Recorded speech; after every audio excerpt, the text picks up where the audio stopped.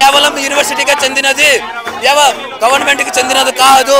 అప్పట్లో ఇందిరాగాంధీ ఇందిరమ్మ రాజ్యం అంటున్నావుగా, ఇందిరమ్మ రాజ్యం ఎక్కడుంది? ఇందిరమ్మ రాజ్యం ఇందిరాగాంధీ డొనేట్ చేసిన 2300 ఎకరాలు నువ్వు 400 ఎకరాలు దోచుకుంటున్నావు. ఎక్కడ ఇందిరమ్మ గవర్నమెంట్?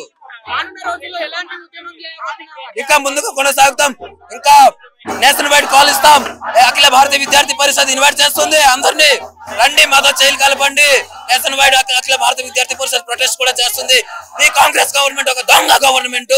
ఈ దొంగలు శ్రీధర్ బాబు ఒక అల్యూమిని అయి, బట్టి విక్రమార్క ఒక అల్యూమిని అయి కూడా దీనికి రియాక్ట్ కావట్లేదంటే ఎంత సిగ్గుచాటి విషయం అది మీకే తెలియాలా?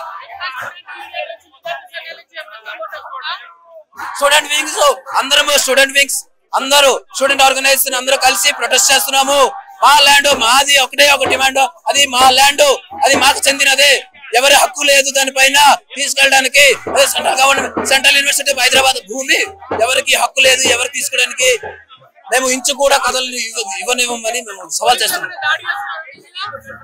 ఇందాక చూసారు కదా, ఇలా ప్రొటెస్ట్ చేసేటప్పుడు గేట్ దగ్గర మా కార్యకర్తల్ని ఎలా చేశారో మీరే చూస్తుంటారు. తోస్తున్నారు, ఆ లేడీ కార్యకర్తలతో మిస్బిహేవ్ చేసి ఇలా తోస్తున్నారు. అమ్మాయిలు అనుకుని చూడకుండా మీరు రీసెంట్ గా వీడియోస్ చూస్తూ ఉంటారు. బండి సంజయ్ గారు కానీ ట్వీట్ చేసినది కానీ అమ్మాయిల్ని తోసుకెళ్లడము, అమ్మాయిల్ని జుత్తు పట్టుకొని లాగడము, అమ్మాయిలు జుత్తు పట్టుకొని లాక్కొని వ్యాన్ లో వేయడము, ఇది ఎంతవరకు కరెక్ట్?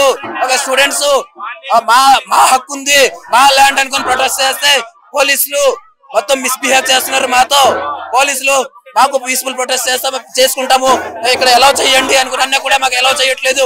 మా యూనివర్సిటీ ముందు స్ట్రైక్స్ చేసుకుంటే పోలీసులకు ఎందుకో ఇబ్బంది అవుతుంది తెలియట్లేదు.